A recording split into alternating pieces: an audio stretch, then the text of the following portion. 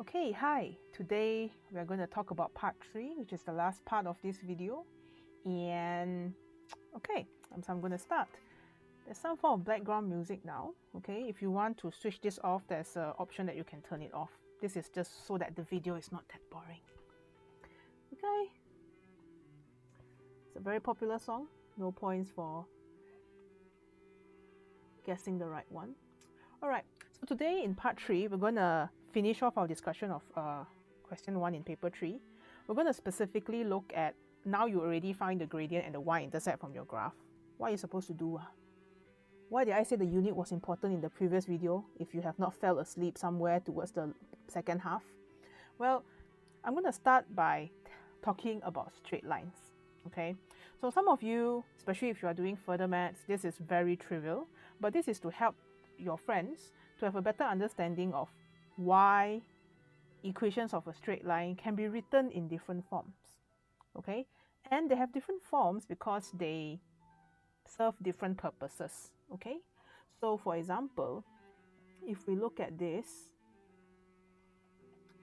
one, right, this is a general equation. This is the most general one, and normally we will use this for matrices.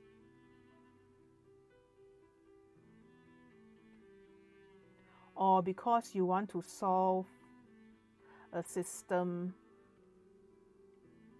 of many equations. You use this a lot in matrices and linear algebra.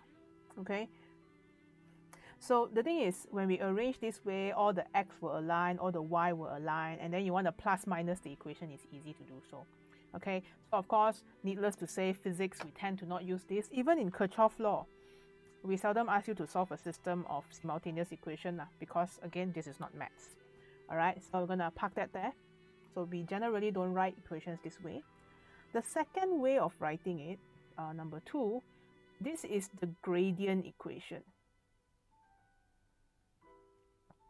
Because you can tell m is y minus y1 over x minus x1. Okay, so this one allows you to come up with the equation of a straight line because you can substitute a coordinate. So the coordinate here is x1, y1, and you already know or can calculate the value of gradient. Okay, so these two you use in maths lah, huh? Not here. So generally we tend to use number 2 in coordinate geometry, because in coordinate geometry we oftentimes has intersection point, and then we have a few lines that intersect in a certain way, and then you do something lah. Okay, so what we like, or what we always go for, is this: y is equal to mx plus c. In fact, right, this equation is so important that I can guarantee you all your graph, all the physics graph that you will be drawing has to be a straight line. Confirm. If it's not a straight line, you messed up. You made a mistake. Something is not quite right. Okay, so check and double check. Maybe supposed to plot t square, you go and plot t there. Okay, so read the question now. We'll go through a few examples later for you. But let's go back to our previous equation. But before we do that, right, let me just sketch the general graph for you. So let's say this is y, okay, and then the other axis is x. So our straight line is going to look like this lah. Okay, I think I don't have to go through different variations, right? Okay lah, maybe I should. So this is an example of positive gradient and positive y-intercept. Okay, so the y-intercept is here, c. Wait, I'm trying to find my pen. Okay, c. Okay, and your gradient, to which you will draw a large right angle triangle, this is your m.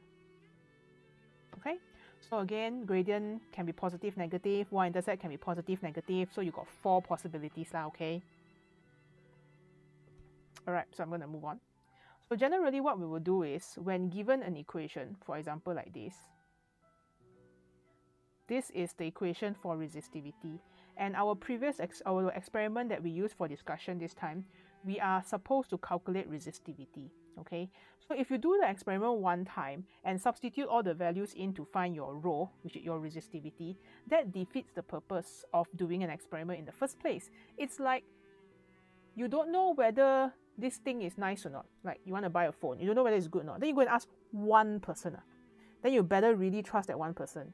Okay, so the thing about us doing experiment in a science lab is that we cannot be sure that everything we calculate is correct. How you know? Got error there, all sorts of errors. So to minimize error, we always plot a graph, okay, to see and observe a trend. Take multiple data, so to speak. So in this particular experiment, we repeat for 6 reading of V over I, and then we plot it against L. So if you remember, right, your graph was actually something like this. Okay, I marked the graph many times now. Okay, so it's V over I. This one unit is ohm. And this unit is L, so I assume you plot in meter lah, okay? If it's not in meter, how? I'll comment on that later. So I think because a lot of you did not start from 0, 0, which you are not supposed to, you need to make sure the graph is as big as possible. Maybe you get this graph. But should this graph even have a y-intercept? Because V over I, right, you compare to the equation y is equal to mx plus c. So I'm going to just write the equation down here. Y is equal to mx plus c. So this one, you see, there's no plus 0 here. You can tell immediately if you plot the graph from 0, 0, it should pass through the origin. You don't do it. Not needed. Make sure the graph is big. Remember our criterion? There's no such thing to show that it has to pass 0, 0. Okay? So V over I is our y-axis, as you can see here. And your x-axis is your L. 看到吗? This is your L. This is L. So ladies and gentlemen, boys and girls, I'm excited to reveal to you that M, by comparison, is rho over A. Okay? So from here, you can then conclude, and you have to write it this way, okay? This step carries 1 mark. The gradient of the graph, let's say you equate it to M, but you better make sure there's no M in the equation to begin with. Okay? So in this original equation, this one here, there's no M. Okay? So from here, you get gradient. Where's my pen? Oh, there it is. Gradient as rho over A. Okay? So if you do the experiment correctly, and if you remember, the first part, right, in the beginning, the beginning here, this part, notice you find the diameter. So if you have the diameter of the wire, you can naturally find or calculate the area, okay? But you see, you have to be very careful here, because if let's say you use ohm per meter, then this one have to be meter square. In fact, right, whatever unit this one is, try to make it SI. This is not to say that we must write in SI, but normally the examiner will expect to see SI. Now, when you don't have SI, the examiner would then have to convert to your unit, provided your unit is legit. Okay? So an example of a not so legit unit is, for example, right, let's say your gradient, the unit is, let's say you never change lah, so ohm per cm. Okay? And then you take y divided by x ohm per cm. Okay? And then you go and find the area. Area is pi d square over 4. So you found you remember when you measure the diameter, let's say 0.14 mm. So you also never think too much lah, you substitute mm here. So your A would be in mm square. Can you see the problem here? Because if you want to find resistivity, right, let's go back to the equation previously drawn. If you want to find resistivity, rho, this is m times A. So how can you take the gradient m, which is cm negative 1, multiply by mm square? How are you going to cancel? You understand where I'm coming from? So please have a habit of converting. Okay? Converting your units at this point is very wise. mm is negative 3 square. And please big girl, big boy liao. Don't move the decimal point already. Use the prefix because it's very error prone. And then you'll be counting all the zeros. And then after that, you write less 1 0. And then your mark is 0. So sad. Unless you want to give me 0 lah, my favorite number. Okay, so can I have nothing here to mark lah. So you get the idea. So if this one is already in meter, then finally your answer, right, the unit will be in ohm. You see, ohm meter -1 multiply by meter square, I will get ohm meter. Okay, that's the unit for resistivity. Okay, if your unit cannot, and then you just simply anyhow multiply, it's very easy for us to mark. We just give 0. Okay, all right, I'll show you what I mean. Let's look at this one. So these are all past papers. You don't really need to know what these things are, I will tell you. But I will show you how I employ the graphical analysis using the general equation. So in this case, you are plotting a graph of t square. This t is period law. I tell you now, this one is period. So this is some form of oscillation experiment. You're interested, you go and see the experiment. This is the year. It's not that important for today's discussion. Okay, and this n here is number of paper clip. Number of paper clip got no unit. So when you plot your graph, right, let's say if I draw out the graph here. Okay, so if this helps you, go ahead. Don't be shy. Not everyone needs this, but if you need it because you weren't taught this way before, this is always very helpful. So you plot t square on the y-axis. What is the unit for period? Second square. Time taken for one complete oscillation. By the way, right, as a side note, whenever you measure period, please measure more than one oscillation.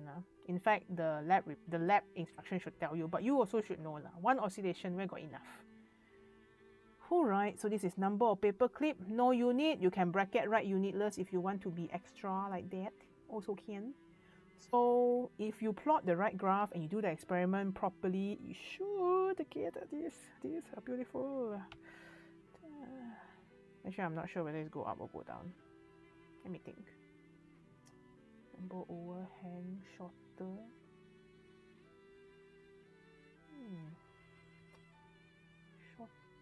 More shorter increase. Yeah, it should be like this.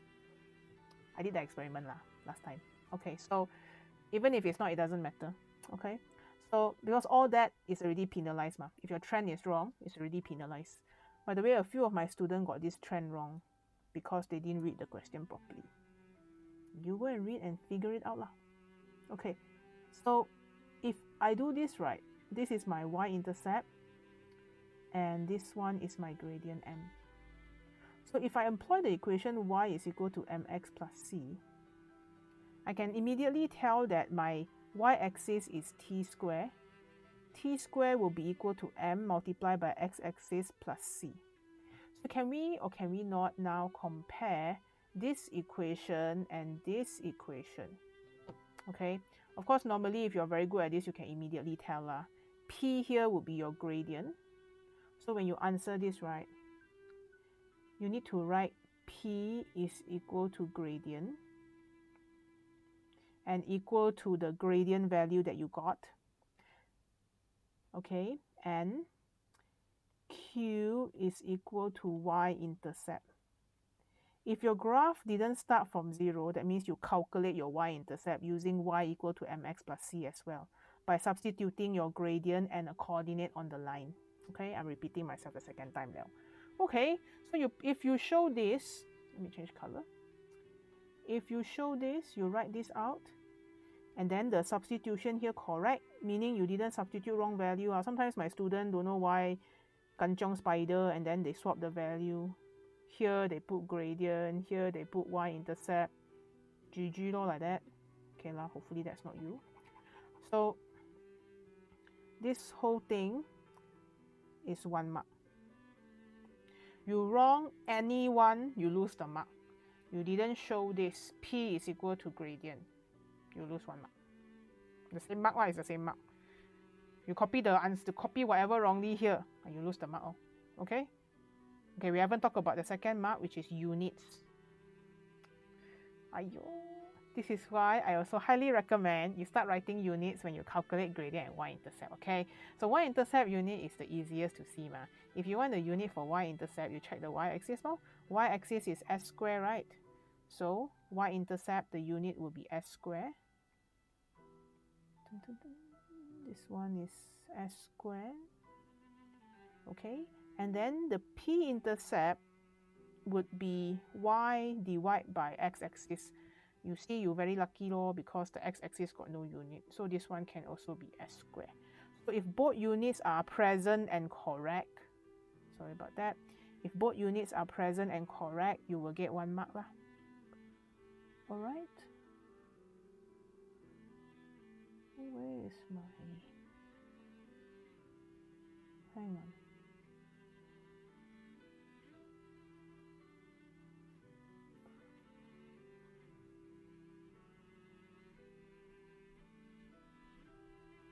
Okay, I'm not going to edit this out because something is a bit off with my computer.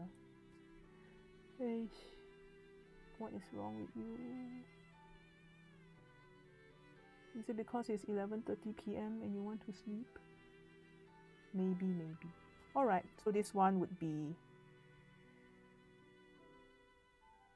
Sorry, brain hang. This would be the second mark. Alright? So showing all the working to get the appropriate values of P and Q is 1 mark. And then writing the appropriate unit is 1 mark. They are all the same. Okay, let's look at something else. Okay, this one, you plot the graph of L on the y-axis. This L is some form of length. Okay, so this one SI unit is meter. Length.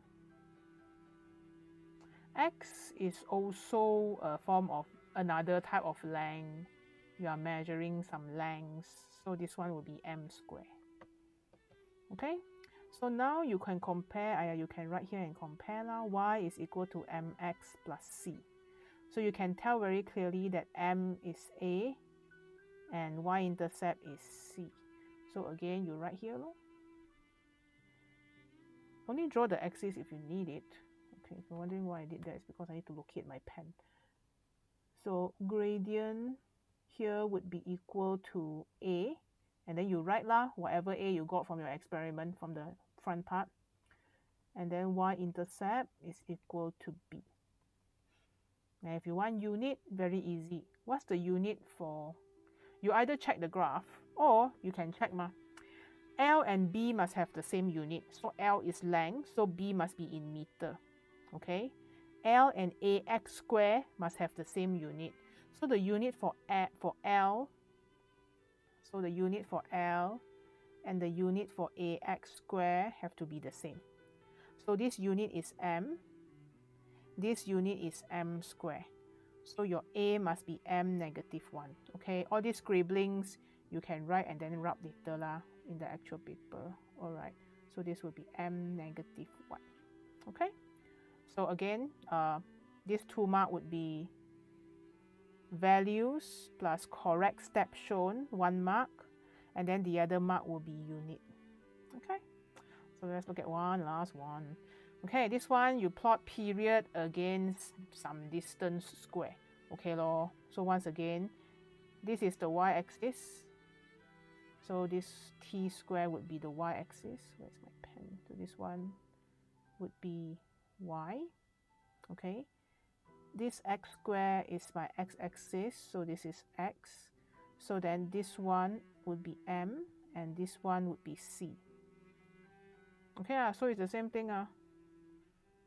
I'm just gonna do this.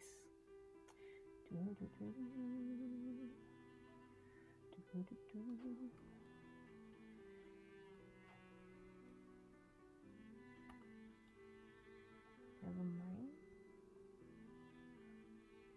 Okay, let's not tempt fate. So it is at this point where you can say that A is gradient, and then you sub your gradient, and B is y-intercept, and then you sub it. Doesn't matter as long as you write this equation, which order, it doesn't matter. All right, so for B, the unit will be S square, same unit as T square. What about A? Okay, all same idea lor. The unit for T square must be the same as the unit for AX square. You can do this, or if you do your work properly and you find the gradient, A would have the same unit as gradient lah, okay? So in this case, let me see. This is S square, this is A, and this is M square. So the unit for A will be equal to, square bracket means dimensions or unit lah. So this will be M negative 2 S square. S square M negative 2, okay lor. S square M negative 2. So when we write units, right, we will start with the highest power and go down normally lah, alright? Okay, so this is supposed to be the end of the video, but it might be like, actually I miss a very easy one lah. You see like that, this one is gradient or this one is y-intercept, sure. So, but later, we are going to use this in paper 5 too. And when I say use in paper 5, this means you should be very well versed with the straight line, okay? If not, your paper 5 will suffer continuously. So I'll just quickly run you through 2 examples to show you what I mean, because technically you should be starting A2 already at this point. Okay, we're going to put the air blower / hair dryer and blow the ball, and the ball will float at a maximum height h. Okay, student is using the air blower to create a vertical column of moving air, blah blah blah. It's suggested that the radius of the ball and h is related by this equation, where g is the acceleration of free fall, p is the power of the motor, and k is constant. So design a laboratory experiment to test the relationship between R and H, and explain how your result can be used to determine the value of K. So you know how in question 2, which is coming very soon to you, you notice that sometimes we say that, oh, 2 readings insufficient to draw a valid conclusion.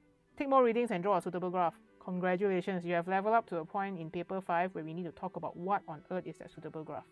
So I'm going to look at this equation and copy it here, which is 4 pi r cube GH over 3 General Hospital, and then this one would be equal to PK.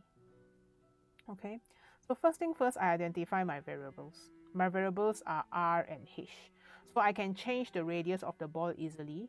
So it will be a better idea to situate my R cube on the x-axis. Normally our independent variable should be here. And then when your ball is different size, it will float a different height. So this should be H lah. Okay. So if this is the case, right, I'm going to rearrange so that H is the subject of my equation. Okay. So this would be 3pk over 4 pi g.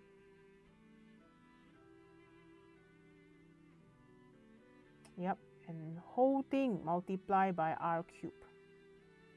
Is it right? Let me double check.